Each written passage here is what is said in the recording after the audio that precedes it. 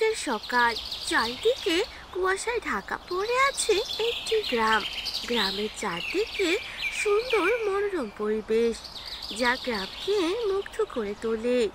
আর সেই গ্রামে ছিল একটি পরিবার, যে পরিবারে মোহন, তার স্ত্রীর মা আর একটি মেয়েকে নিয়ে থাকতো।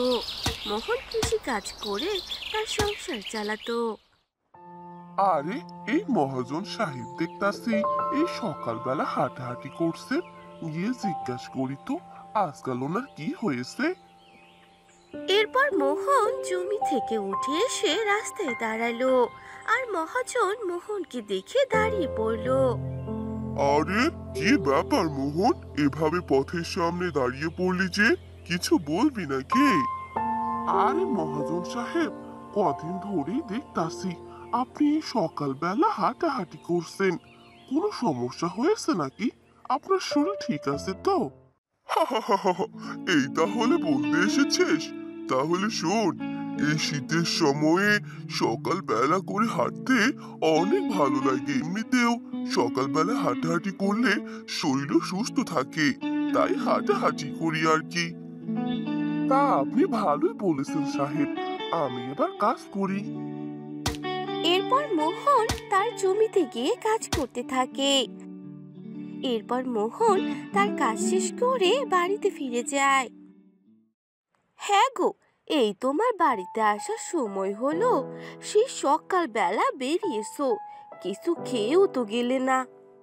হ্যাঁ গো গিন্নি, বড্ড খিদে পেয়েছে গো। দাও, এবার আমায় কিছু খেতে দাও। তুমি হাত মুখ ধুয়ে আসো, আমি তোমায় খেতে দিচ্ছি। তারপর মোহন হাত মুখ ধুয়ে আসে, আর মোহনের স্ত্রী তাকে খেতে দেয়।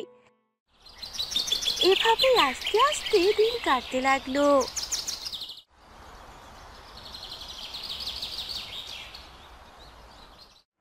কি রে বাবা মোহন, জমিতে তো সবজি চাষ করলি, ফলন ভালো হবে তো, নাকি আগের বারের মতো হয়ে যাবে? না মা, এ নিয়ে তুমি আর চিন্তা করো না। দেখবে এবার সবজির চাষ অনেক ভালো হবে। অভাবে দিন কাটাচ্ছি বাবা, চিন্তা তো হবে একটু। তুই ভালোভাবে সবজিগুলো দেখাশোনা করিস। হ্যাঁ মা, ঠিক আছে, আমি এক্ষুনি জমিতে যাচ্ছি। এরপর মোহন তার জমির দিকে যেতে লাগলো।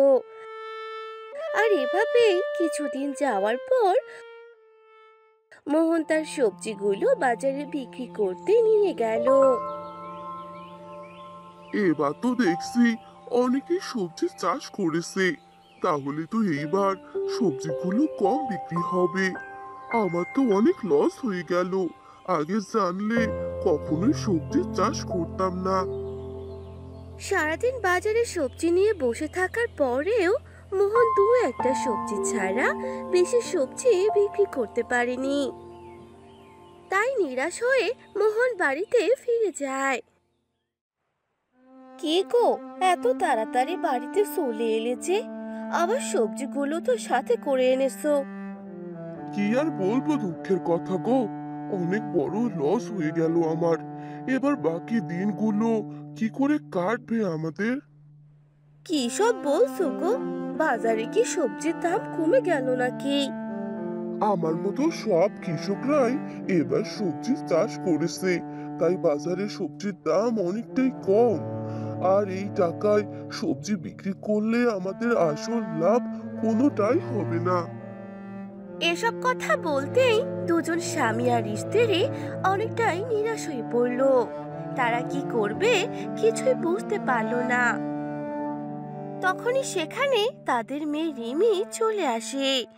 বাবা, ও বাবা, শীত তো চলে এলো, কিন্তু তুমি তো আমাকে এখনো নতুন শীতের পোশাক কিনে দিলে না। হ্যাঁ রে মা, আর কটা দিন গেলেই তোকে সুন্দর দেখে একটা শীতের পোশাক কিনে দেব। তুই কোনো চিন্তা করিস না, বাবা যখন বলেছি তখন অবশ্যই কিনে দেব। আচ্ছা বাবা, ঠিক আছে, আমি তাহলে এবার খেলতে গেলাম।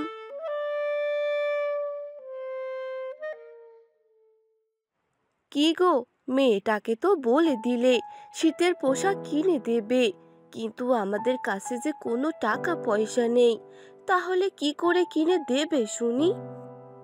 মেয়েটা এত আশা নিয়ে আমার কাছে এসেছে গো, আমি কি করে মেয়েটাকে ফিরিয়ে দেব? দেখি আর কটা দিন যাক, সবজিগুলো বিক্রি করতে পারি কিনা। এভাবেই সে দিনটা কেটে গেল।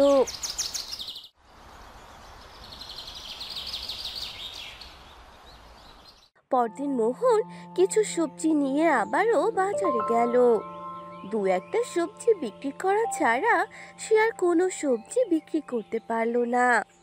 এভাবে কিছুদিন যেতেই তার সবজিগুলো পচে যেতে লাগলো। এরকম অবস্থায় তাদের পরিবারের অবস্থা খারাপ হতে লাগলো। হ্যাঁ রে বাবা, দেখলি তো, আগের বারের মতো এবারও আমাদের কপাল পুড়লো। তাই তো এই দিনগুলো আমাদের দেখতে হচ্ছে। হ্যাঁ মা, তুমি এই বয়সে এগুলো নিয়ে চিন্তা করো না তো, ভাগ্যে যা ছিল তাই তো হয়েছে। বাহিরে সবাই বসে এসব নিয়ে কথা বলছিল। তখনই রিমির চোখ পড়ল তাদের বাড়ির সামনে লাগানো একটি খেজুরের গাছের দিকে। বাবা, ও বাবা, আমাকে এই গাছ থেকে খেজুরের রস এনে দাও না, আমি খেজুরের রস খাবো। খেজুরের রসের কথা শুনে সবার মাথায় একই প্রশ্ন ঘুরতে লাগলো, যে খেজুরের রস বিক্রি করলে কেমন হবে। আর তখনই মোহনের স্ত্রী বলে উঠল, হ্যাঁ গো, এই শীতের সময়ে আমরা যদি খেজুরের রস বিক্রি করি তাহলে তো মন্দ হয় না। হ্যাঁ গো, আমিও সেটাই ভাবছিলাম। তাহলে আমি এবার রস বের করার কাজ শুরু করে দেই। এসব বলেই মোহন সেই গাছে উঠে পড়ে আর গাছের ছাল উঠিয়ে সেখানে এক কলসি লাগিয়ে দেয় আর গাছ থেকে নেমে পড়ে।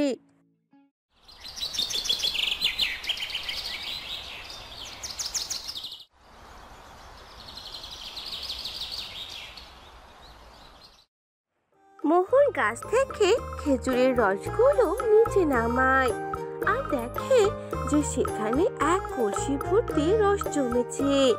এটা দেখে তারা ভীষণ খুশি হয়। এরপর মোহন রাস্তার পাশে একটি ছোট্ট দোকান দিয়ে দেয় আর খেজুরের রস বিক্রি করতে থাকে।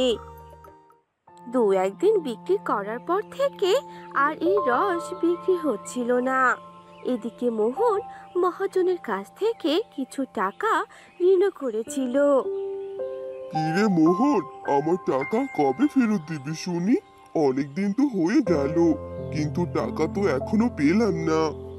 মহাজন সাহেব, ভেবেছিলাম এই রস বিক্রি করে যা টাকা পাবো সেই টাকা দিয়ে আপনার ঋণ পরিশোধ করে দেব, কিন্তু এখন তো সেটাও হচ্ছে না।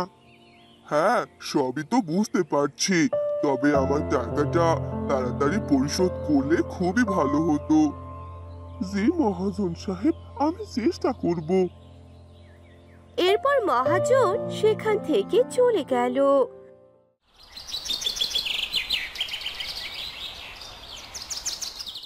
রাতের বেলা সবাই একসাথে বসে কথা বলছিল। তখনই মোহনের মা মোহনকে বলল, বাবা মোহন, আমার কথা শোন, তুই বরং খেজুর রসের পিঠা বানিয়ে বিক্রি কর। আমি আমার মায়ের কাছ থেকে এই পিঠা বানানো শিখেছিলাম, আর এই পিঠা যে একবার খেয়েছে সে বারবার খেতে এসেছে। তাই বলি কি, আমার কথাটা একবার শোন। তাহলে তাই করি মা, তোমরা বরং সকালে উঠে পিঠা বানানোর কাজ শুরু করে দিও। এরপর তারা ঘুমিয়ে পড়ল।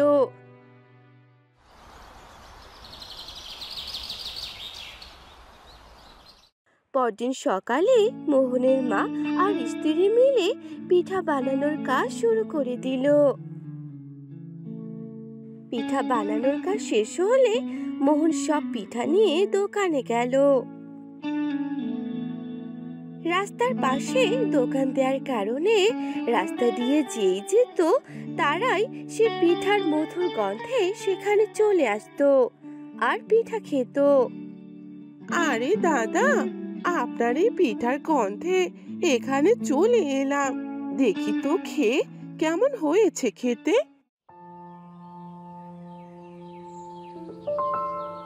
আরে দাদা, পিঠাগুলো খেতে দারুণ ছিল।